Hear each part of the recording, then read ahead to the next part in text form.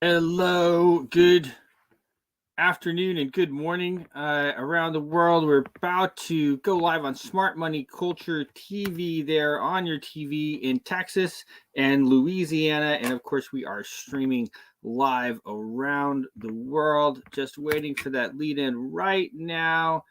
And we are not quite there yet. Yes.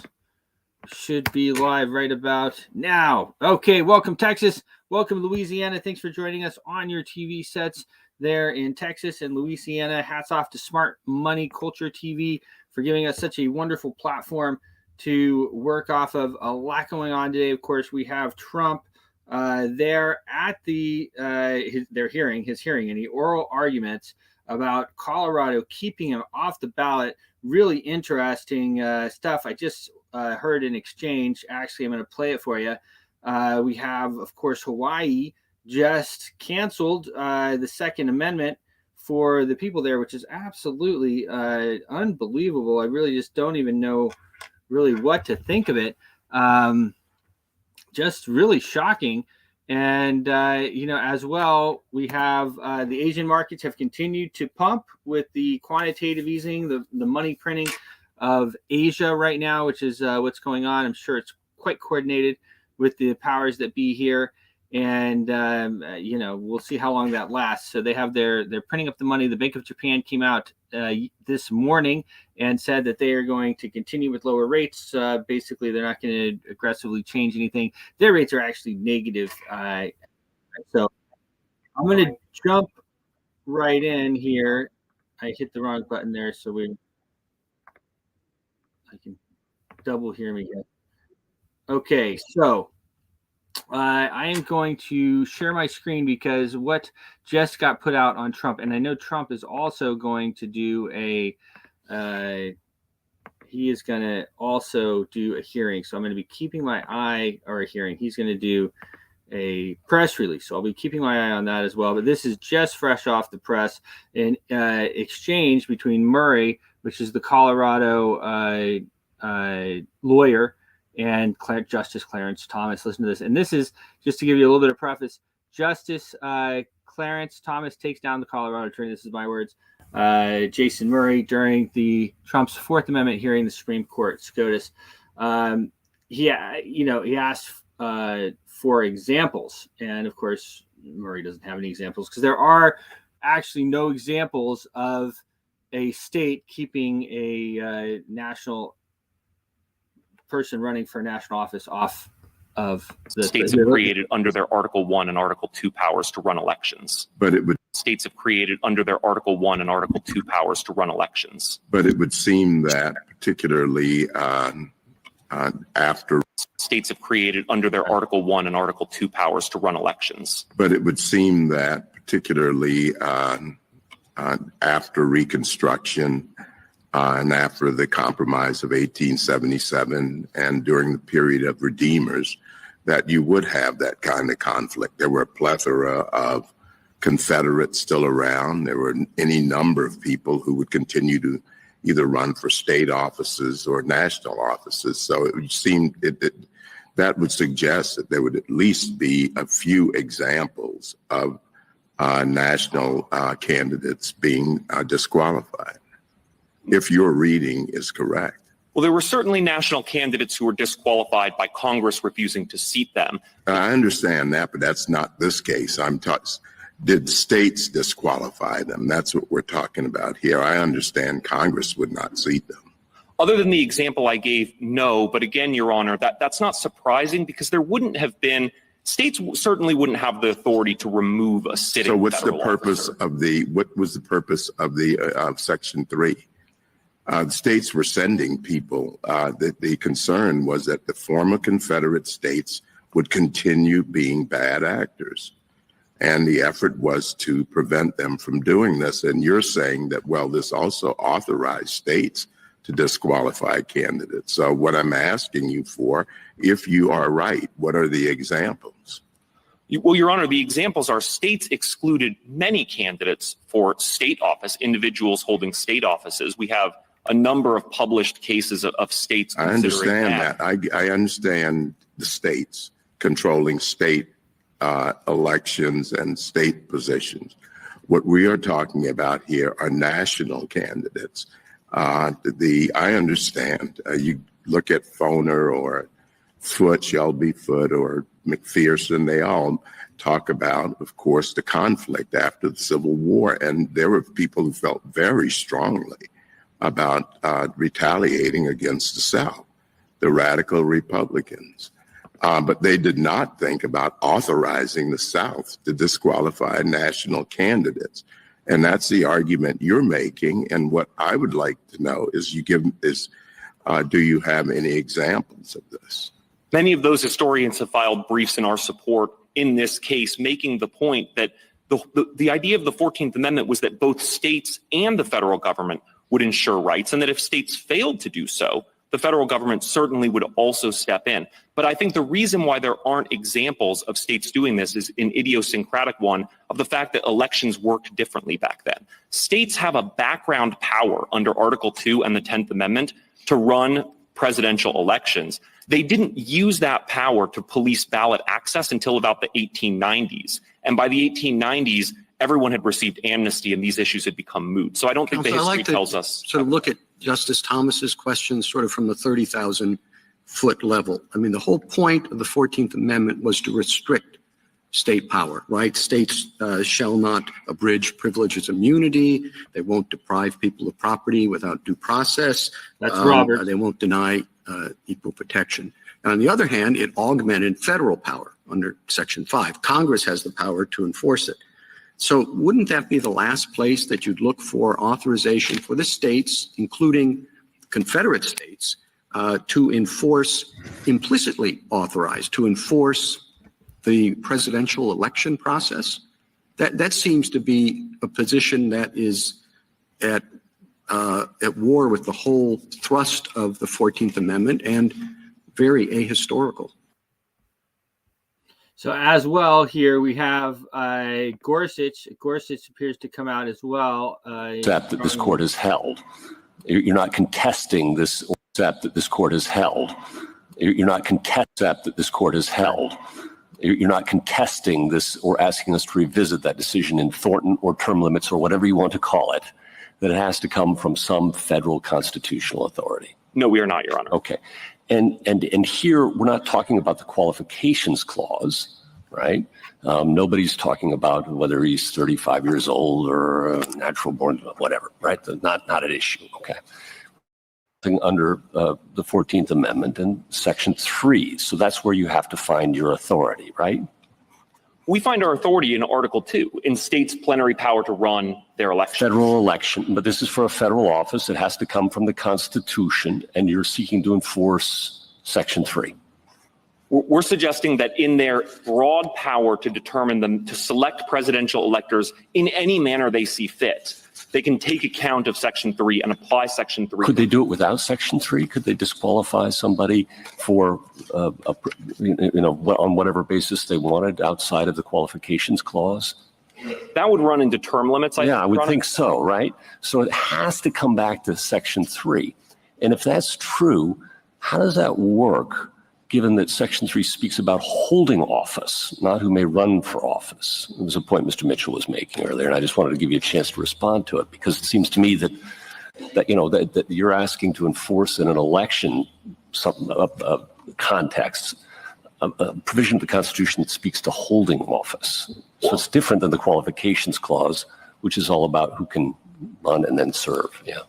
I don't know that it is different. Okay. Other qualifications for office similarly talk about eligibility for the office. There's nothing unconstitutional about a 30-year-old trying to get on the ballot. Except for this disability can be removed, right, under Section 3. That's what's different about it. So thoughts on that? Yeah, so pretty interesting rollout of what we have going on there.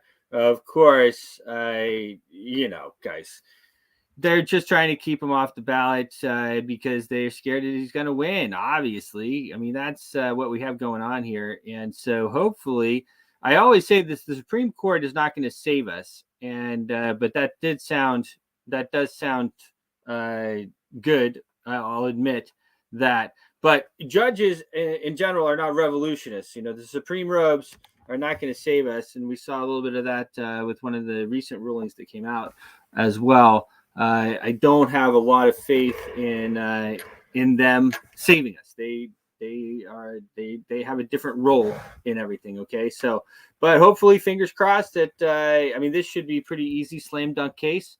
So hopefully that is what ends up coming out of there. We will see. So I am keeping my eye. Trump is supposed to come out and have a press conference. So I am keeping my eye open for that as we move forward.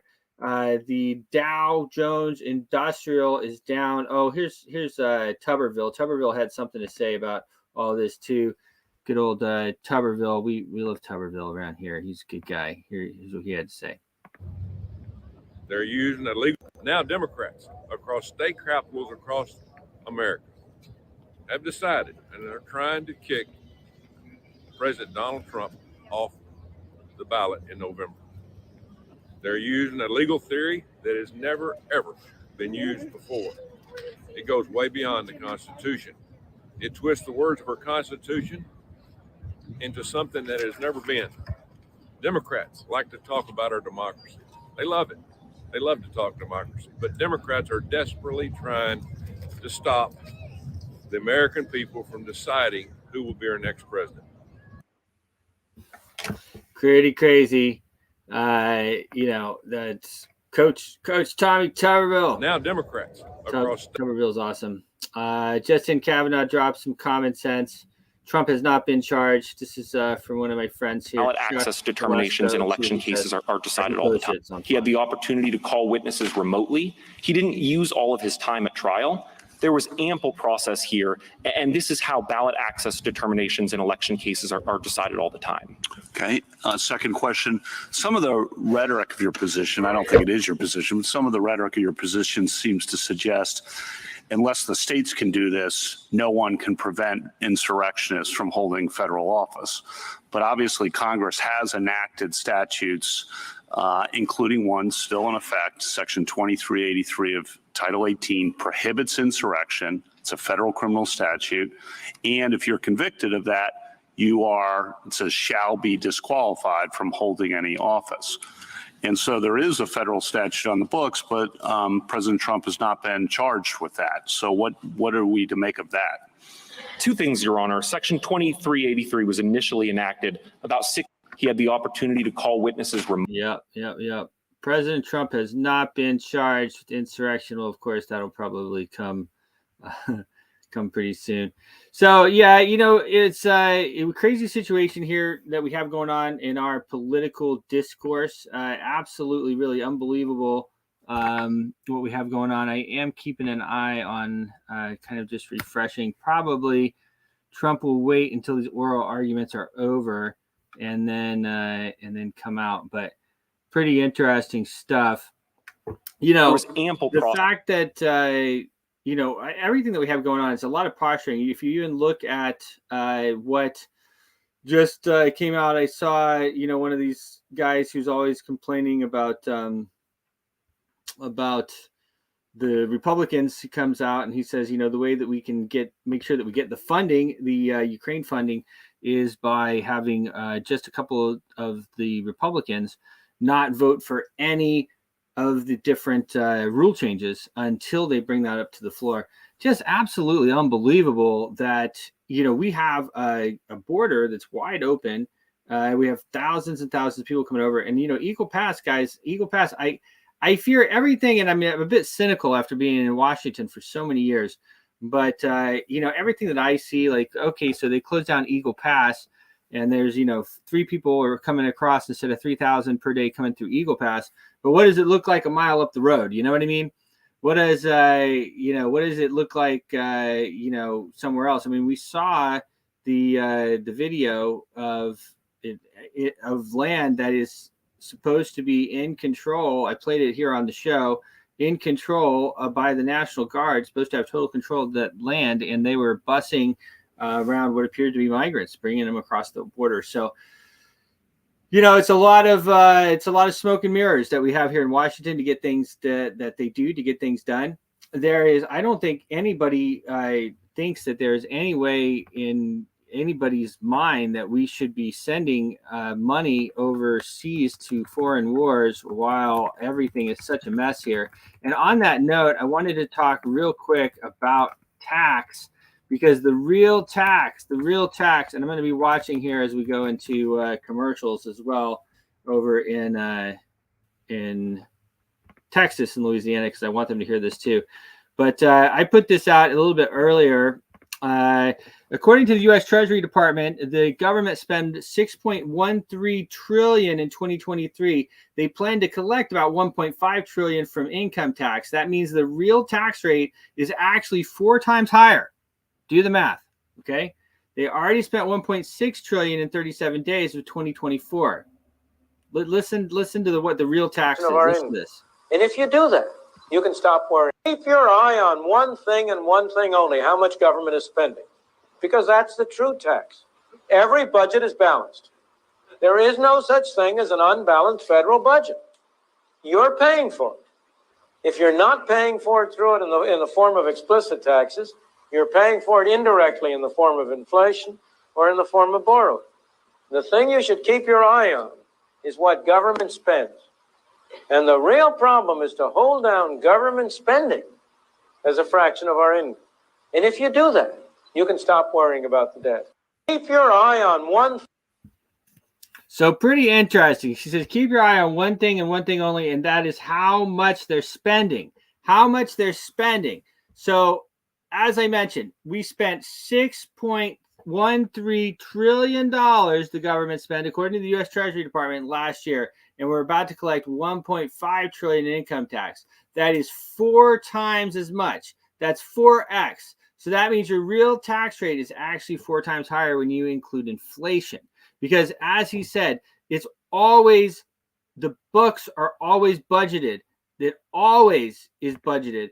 And I think I missed that on my smart money on our TV in Texas. Now we're back on. So I want to play this one more time. Listen to this, guys. This is according to the U.S. Treasury Department, the government spent $6.13 trillion in 2023. They plan to collect $1.5 trillion in income tax from 2023. That means your real tax, including inflation, is actually 4 times higher. They already spent $1.6 trillion in the first 37 days of 2024. So you can imagine where this is going. I mean, it's absolutely not sustainable. But listen to this. This really lays it out. Keep your eye on one thing and one thing only: how much government is spending. Because that's the true tax. Every budget is balanced. There is no such thing as an unbalanced federal budget. You're paying for it. If you're not paying for it through it in the form of explicit taxes, you're paying for it indirectly in the form of inflation or in the form of borrowing. The thing you should keep your eye on is what government spends. And the real problem is to hold down government spending as a fraction of our income. And if you do that, you can stop worrying about the debt. Keep your eye on one thing. That, I think, is pretty interesting, guys. Pretty interesting. All right, we had our main man, Matt Dixon. He gave us a very good run of things this morning. As well, after we watch this, I want to talk about these direct energy weapons that I believe most of us believe are being used in Hawaii and now Chile. Let me just pull up my report here.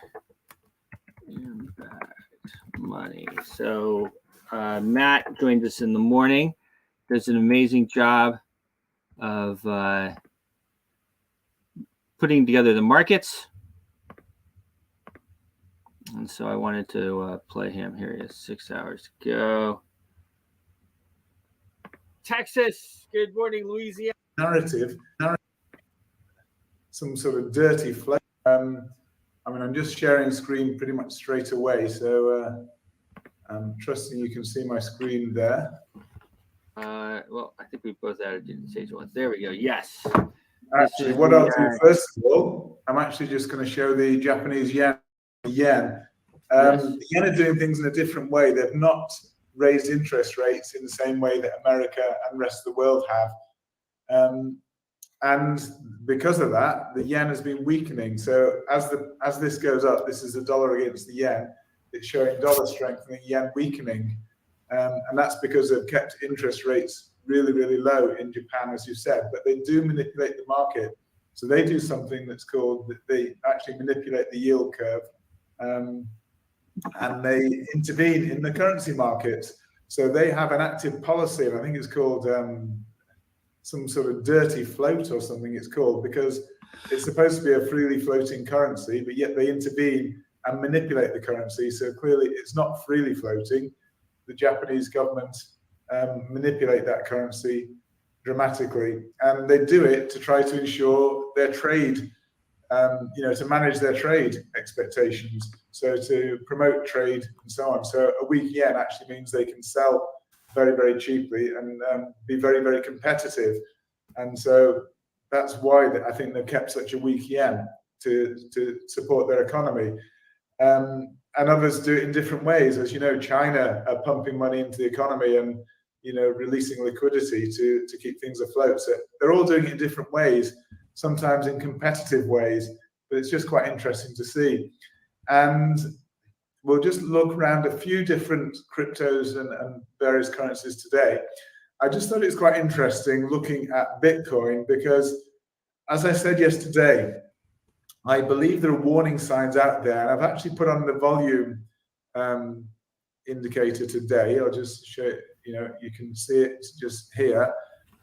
This area here, you can see back in earlier last year, volume was quite high in crypto. This is before the big rise. But as the market's been rising, the volume has been dropping off. Mm-hmm. And that, for me, as I said yesterday, is a bit of a red flag, bit of a warning sign flashing there that potentially the market is not being driven by volume. So it means there's not as much institutional interest as I thought there would be following this ETF approval. Volumes are staying really low, and yet the market's going higher. And this is because the narrative for the retail investors is a really good narrative. We're waiting for the next bull run, of course. So people are staying in and getting involved with that. They hear about the Bitcoin ETF and think, yes, that's going to be amazing. So all the news coming out, and Michael Saylor and so on and so on, buying more Bitcoin, borrowing and buying. So the background narrative, the environment is really good, and it's causing this retail price appreciation, but there isn't the volume. You can see the volume has been pretty low. And that is a warning sign to me, and that's why I actually closed my position yesterday. As I say, I closed in profit, so I'm happy with it. And I actually expect the market to continue to go a bit higher. So even here, if I just expand this out to where we are in the final bit of the move, you can see we moved up really nicely the past couple of days, really. And I'm expecting it probably to continue higher. It may even break beyond this, what I've got labeled as wave 3 here. So the wave 4 could potentially be complete here, where I've got the A wave. And we could push to new highs above this previous ETF approval high. We could push straight above there, or it could be just part of the correction of wave 4. It could be the A wave, then we get the B wave and a further C wave down. There's no telling for certain which it is. But because of the uncertainty, because volume is really low, and you can even see even in today, it's actually this move is based on pretty low volume. The volume's been coming down in the past few days, and yet the price has been going up. So it's not the strongest signal for me. I like to see strong volume. And if you looked, if I just go back to when we got the massive pump, I could go back even further, but you can see that the volume bottomed after the massive pump we got last time in the market.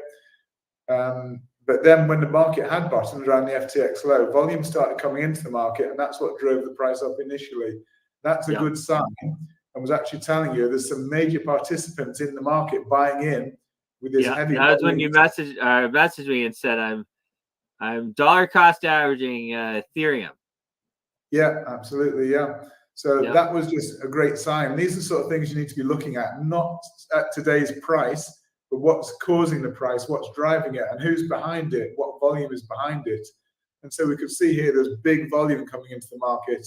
And yes, we got some kind of pullback to be expected after such a strong volume. But then that's when this is basically, I think, where a lot of the institutions got out before this ETF approval. So that was the buy the rumor, sell the news event. And now the volume, even on RSI, you can see here that momentum is dropping off dramatically, even though price is actually pushing up at the moment. So there's a number of warning signs there. I'm not telling you to buy, sell, or whatever. I'm just saying be careful, because the signs are there that potentially the big players have possibly already taken their profits, and the market is potentially being pushed up by some of the retail players.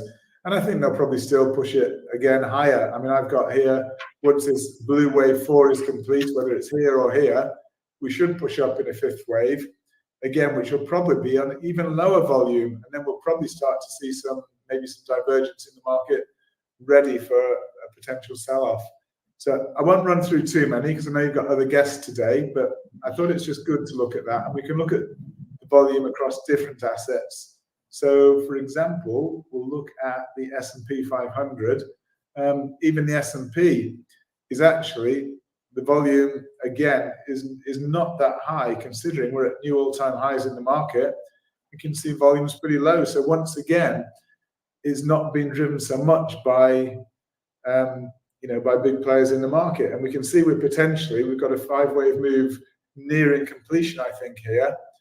And so that being the case, it would mean the big players nowhere near the top. The big players aren't pushing this, and that's why there's no volume here.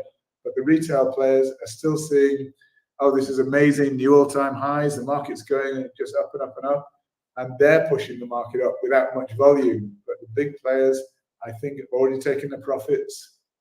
Right around here, they probably took their profits around the top of this wave 3, and that's typically the wave 3. What we said, it's the big aggressive move normally.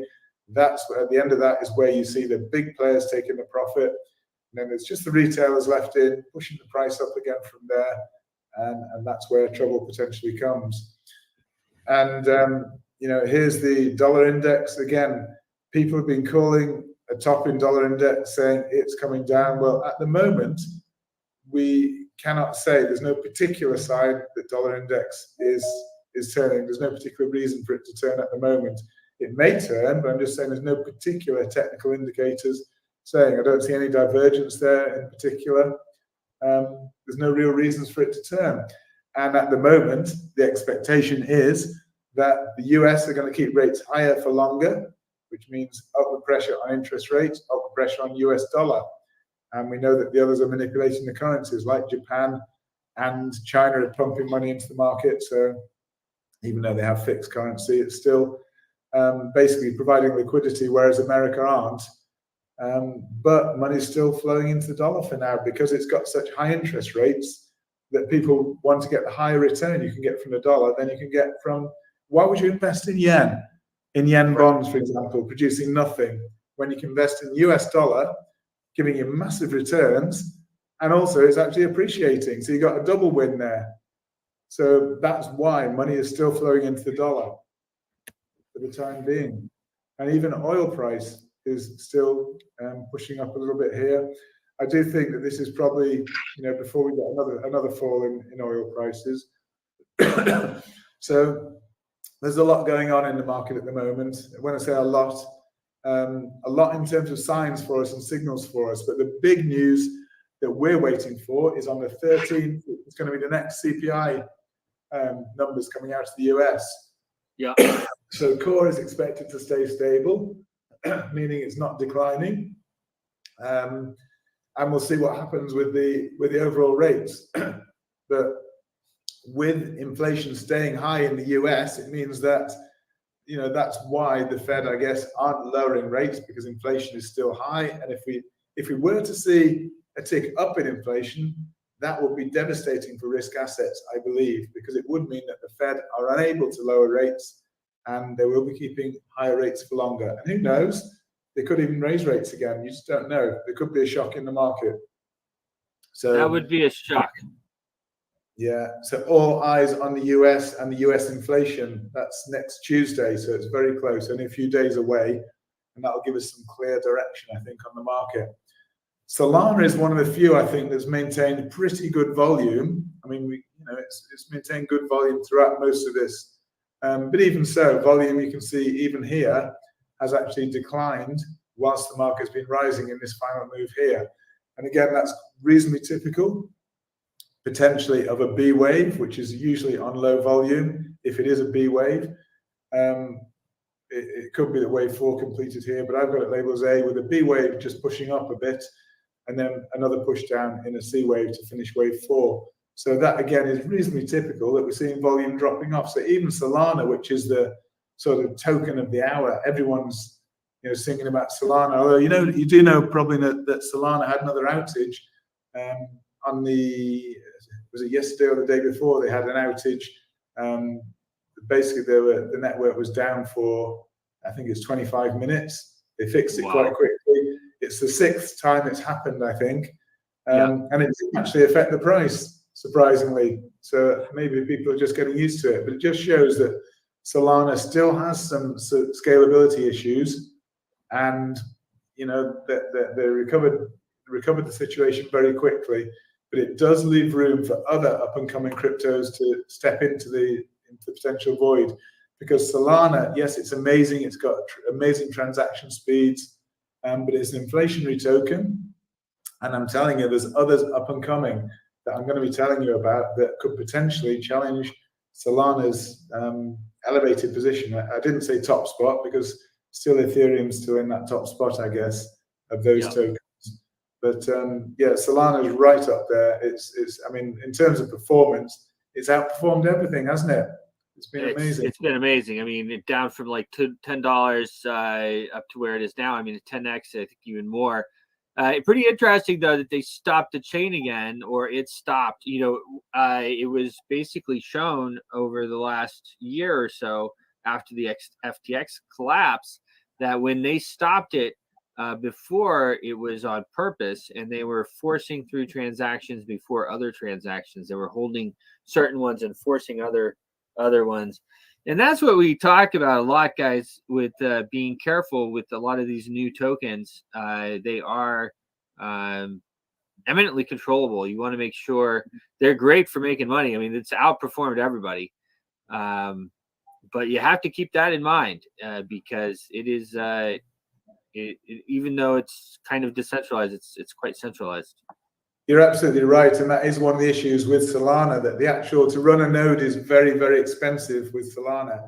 And because it's so expensive, that means it is centralized, because only a few big players can actually run those nodes.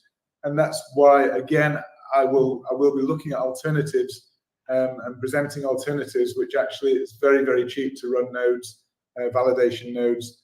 That's not the case with Solana, so it's highly centralized. And the whole reason crypto, of course, came into existence was to do away with this centralization of power within the financial world. And that's why Bitcoin was born, out of the financial crisis. The problems of centralization, Bitcoin fully decentralized and remains the most decentralized, really, of the currencies. So, even, there's still a lot of centralization even within Ethereum, really. So, I think that's an very important point that you raised there, Bruce, about the centralization and just to consider tokens. And that's why I am looking forward. If it's okay with you, I'll discuss it with you. I'd like to bring on a guest to discuss a particular token that I'm very, very excited about. And rather than do it disservice just presenting somebody else's token, I'd rather get the guys themselves in. Awesome. Because well, I mean, sure, we'll discuss it, but absolutely, that's what it's all about, really. It's educating the people. That's what it's. These times right now. They're hard for a lot of people to understand what's going on, and you have these massive amounts. I mean, you just look at even Solana up, whatever it is today, or Bitcoin up 4% or something. I mean, people are used to making this an entire year on their investments, and this stuff's happening in a single day. So we want people to be able to understand what's going on. Yeah, big riser today is Cardano. Again, we had this labeled in advance about the ABC correction down, potentially looking at a push higher, and that's exactly how it's gone. And the one we mentioned the other day, Link, again, is kind of leading the way. It broke out of that consolidation, broke higher ahead of all the rest. And I did say it was the market leader at the time, and the others would follow suit. And that's precisely what we're seeing now with the other tokens. So it's good to look at correlations and look at leaders and just see what's happening with the others. And, we can have a quick look at, XRP here. I mean, there's one of the, there's news about XRP saying there's going to be some amazing announcement coming in the next few days. Well, nobody listened to it. Yes, XRP has risen from its low of, the last few days, risen a little bit, but no major spike in price. And so people are becoming a bit inured to all these, they shouldn't be coming up with these things saying it's inside information that news is coming out in the future or something. They're just trying to pump the price, maybe for their own ends. So this is what we need to avoid. As I say, again, it's more problems with potential centralization. If somebody's in the know and knows information is coming out, they shouldn't be, it's not right that they have that information. They're not privy to that, shouldn't be privy to such information, and then trying to pump the markets and benefit from it. This is what crypto is trying to do away with. Yep, that's right. So, yeah. And I know you've got a lot on today, so I'm happy to go on, or we can leave it, or if there's any particular tokens you want me to look at. Well, I will go to a commercial there in Texas in about a minute. So I think that one of the interesting, and then we'll pull on Jason here with the Komodo platform. But I think that one of the interesting things that's going on right now, of course, is just this the stock market. I mean, people just keep looking at it. The stocks and crypto and everything just keeps going up, and their money, their fiat money just keeps going down, and so it's scary for them to get involved. But I think things like your platform, like Eve, and Learn How to Trade, David just put it up there, are going to help out a lot. We need to get that set up. Let's try to launch that if we can. Yeah, and so just finally on the S&P 500, I mean, here was the chart. So I've not changed it from yesterday, but basically we've got a wave 1, 2. You measure that wave, you transpose it to the start of wave 2. It gave you the exact top of wave 3 to within a fraction, 1.618, that Fibonacci golden ratio. A wave 4 down of some sort. We're pushing up in wave 5, 1, 2, 3, 4, and we're working on that 5th wave higher. So yeah, it's looking as though we're getting towards the end of this current move up, and we will get at least a correction, if not a turn in the market, but at least a correction down. So that's why I cashed out of Bitcoin, not telling you what to do, but I'm just being transparent. I think it will go higher, but I always, as Warren Buffett always said, he always sold too early, and that's what I love to do. Get out early, take a profit, and then you can sit back and relax and wait for the market to turn. Don't try to catch a falling knife, but wait until the market's turned. Wait until you've actually got the indicators all turned around and the price is moving within a trend, and that's when to take your position. So yeah, market's shaping up very well. Very good. Well, thank you so much, Matt. It's always a Okay, we are going onto commercials in Texas and Louisiana. We will be right back with you guys in just a number of minutes. And we're going to talk about the Second Amendment being taken in Hawaii, and as well these direct energy DEW weapons. Absolutely crazy what's going on here. So as we are waiting to come back on there, and as well we are waiting to hear from Trump. I know Trump is going to start. Let me just make sure he is not. If Trump starts holding the press conference, that we're going to go directly to that. Here we go. This might be a live thing here. All right, we don't have anything on, no audio on that one. So I don't have anything about him going live yet. I did want to pull up my friend Wendy Patterson here, her post, and she says that the plan through Congress is to go through Congress if Trump is elected, and have Congress remove Trump. That is clearly what this guy has argued. This lawyer that they have there. So pretty interesting day that we have here happening on here in Washington. The swamp, as it is, pretty crazy. we only have a little bit left here, so I do want to play before we even, I guess, come back from break here. I wanted to play this. This is about the Second Amendment.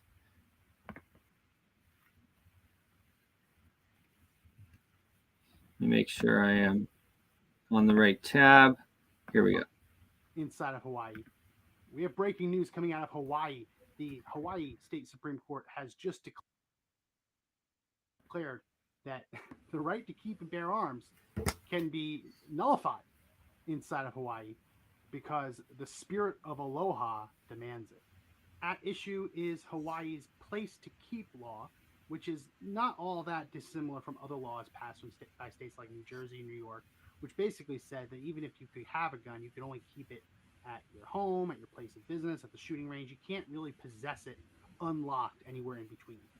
While the Hawaii State Supreme Court did agree that this was a legitimate constitutional challenge, they have rejected the argument that basically saying you can't take a gun outside of your home violates someone's right to keep and bear arms, because they say that that right doesn't exist in Hawaii.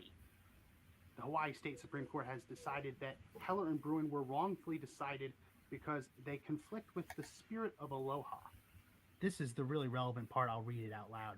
The spirit of aloha clashes with a federally mandated lifestyle that lets citizens walk around with deadly weapons during day-to-day activities. The history of the Hawaiian Islands does not include a society where armed people move about the community to possibly combat the deadly aims of others. What? Keep going.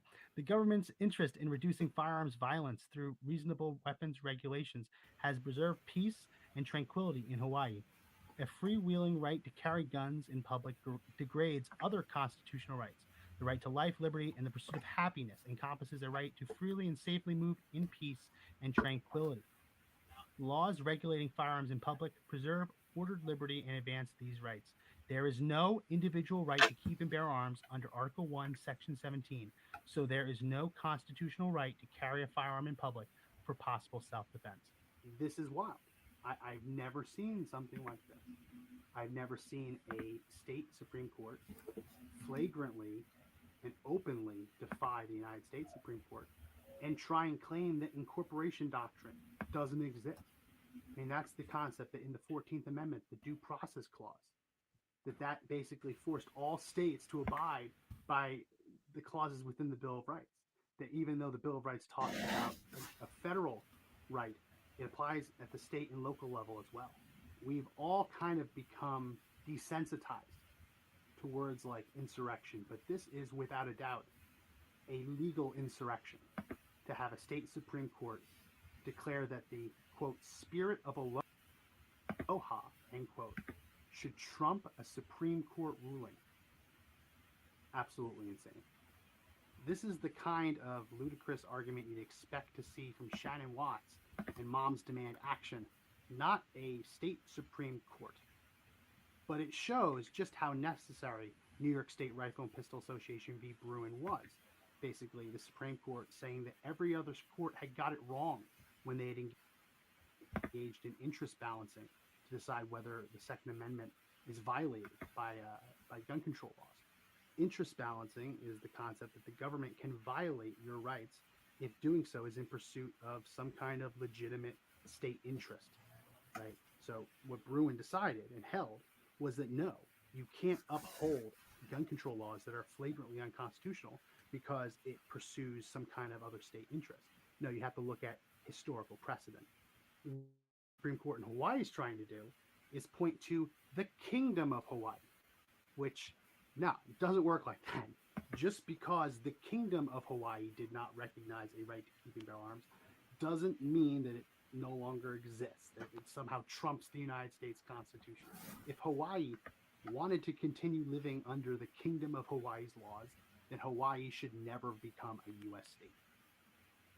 Well, yeah, he's absolutely. I mean, there you have it, right? I mean, well said by our friend there. And I'm going to move right on into. But what's going on in Hawaii is really interesting, because I do firmly think that this DEW, direct energy weapon, was more than likely used in Hawaii. It looks like it was used in Chile as well. pretty crazy stuff that we have going on here. So I did put a video up on my feed. Make sure if you're not following me, if you're watching us on TV and you don't follow me on X, follow me on @NetworksManager. The gentleman you just watched, Matt Dixon, he is at MD Trade, and my brother is Sir David Porter. So I just posted this. Let me just, well, I can pull it. I had it pulled up, actually. Where is it pulled up? Here it is. Here it is. Okay. Watch this. So I said, do you think they used the same direct energy weapon, DEW, that was used in Maui on Chile? And watch. The same thing that happened in Hawaii happened in Chile. Why isn't nobody talking about it? Just pay attention.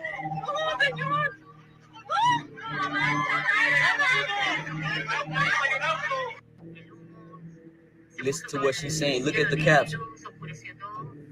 The same thing that had happened in Hawaii. That's the same thing somebody else said when the stuff happened in Hawaii. They thought it was a hurricane.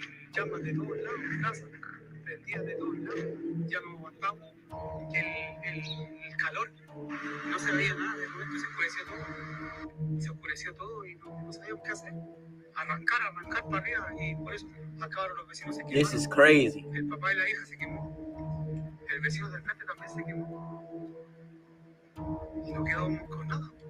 que necesitamos ayuda, alimento para las mascotas, los útiles, ropa, ya no sé, porque mi casa perdí todo, Chile ha decretado el estado de excepción por catástrofe ante la gran.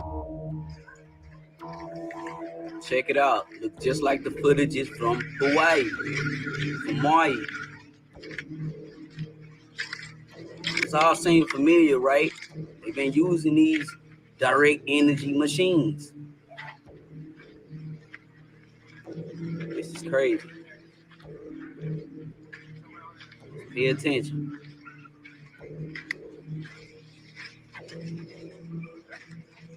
Why wasn't that red car affected?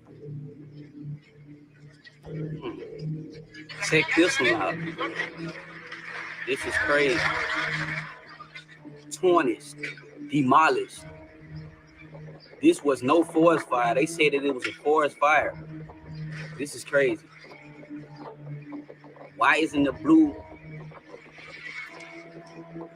Just pay attention. See, that was blue wasn't touched. Nothing that was blue or red. And we wonder why the people in China been painting the top of their houses blue. So yeah, I mean that's I mean, guys, it's and no one's talking about it. So it's great. Now we have X, right? And of course, we're on TV there in Texas, Louisiana, on Smart Money Culture TV, which is really absolutely amazing. We're building that thing a lot. We're building a lot. But I'm going to take you down to some of the comments underneath this, because the comments are actually pretty revealing as well, and they share a lot of the different other photos and stuff from the other places here. Let's see here. I was just on this one. Yeah, here we go. Forest fires melt steel and leaves homes, but leaves the trees. And then you can see, I mean, just like it just doesn't make any sense, guys. You know what I mean? This is this is California fires. Well, so once then you start taking thinking, okay, well, hold on a second. If they're using a direct energy weapon in Maui, and if they're using a direct energy weapon in Chile, then where else are they using a direct energy weapon, right? And then you start just digging in there. I'm going to pull up a little bit more of the things from Chile. And then why are they doing it? Who is in charge? Who holds the button for this direct energy weapon? I mean, just look at this. Look at this. This is like...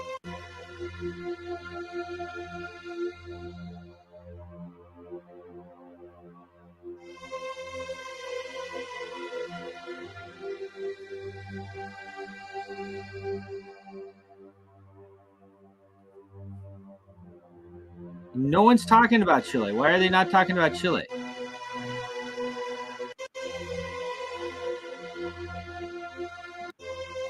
And then you say, okay, do you think that a direct energy weapon exists? Do you? Do you think a direct energy weapon exists? I think probably would be more surprising if a direct energy weapon does not exist, right? We got all these satellites up there, and then you have this direct energy weapon that they're able to point down and then just use this stuff all over the place. Yes, sir. That's right. Veterans Peace of Mind says this man is onto something.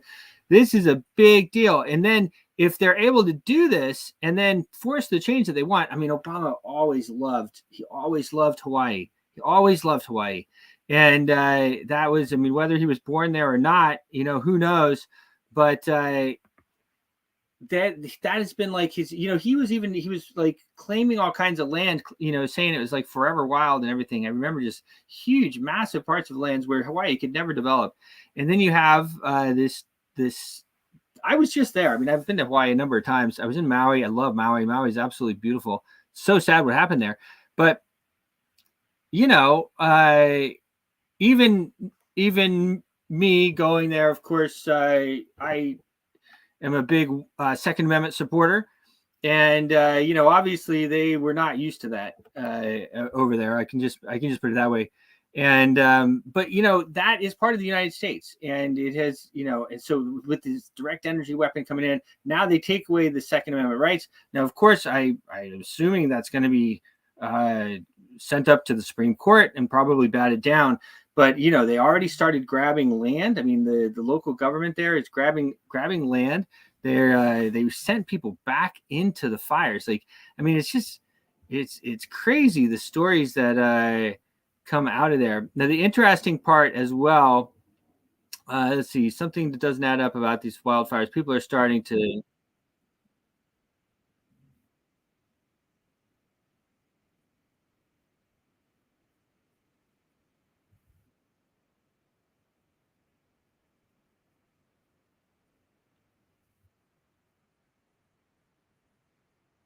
Oh.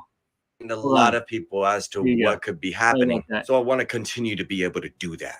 This is what majority of southern Chile just so happens to look like after a series of wildfires devastate the area. Now I'm going to be reading the context of this article, but I want everybody to stay with me. And really, just real quick, while I have him, and I'm going to continue where I'm running out of time.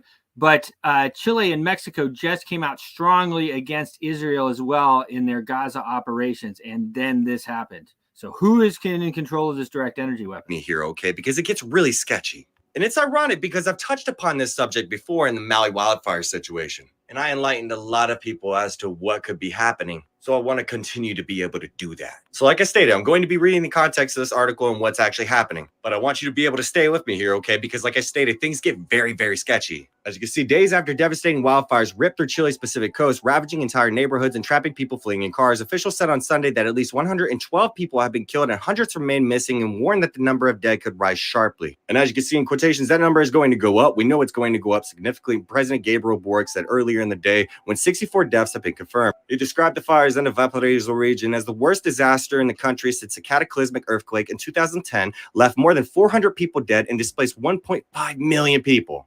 But as you can see, thousands of homes were destroyed in the flames, which swept through the hilly settlements around the resort town of Viña del Mar starting Friday.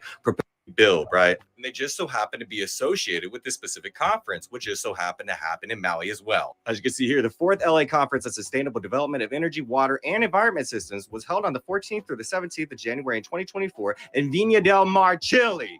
What? For a SMART conference. I can't openly state that term here on TikTok anymore. But I'm pretty confident people are starting to put the puzzle pieces together by now. But if you're not, if you didn't happen to know, just under 2 years ago, CERN just so happened to discover what is known as the 5th force of nature, right? Which is better known as cosmic energy. Now, what's interesting about that cosmic energy, right, is it's collected through satellites. So we're gonna continue to do this. I will publish this on my X here momentarily, so make sure to follow that at Networks Manager. We are about out of time here. I appreciate everybody tuning in there in Texas and Louisiana. We are on every day at 5 a.m. local time and 11 a.m. We have our show Impact Money at 5 a.m. on Smart Money Culture TV. We understand there's a lot of money, trillions and trillions of dollars there in Texas, and we are growing a lot. And so if you want to get involved, go over to smartmoneyculture.tv and hit the contact form and talk to us and get involved, because we are growing a lot. We plan to be in front of 50 million people. 50 million people this year on a daily basis. So that's big, and that's happening as well. Make sure to check out our websites, Global Boost with the dot between the O and the ST, Global Boost. Get involved in the monetary revolution. Buy precious metals at cost. Buy precious metals at cost at costmetals.club. Make sure you do that at costmetals.club. And then as well, if you want to buy Bitcoin at costbitcoin.club forward you over there. Guys, I'm signing off. Love you. Talk soon. We'll continue on that X. I'll publish that video that we just were, and see you tomorrow.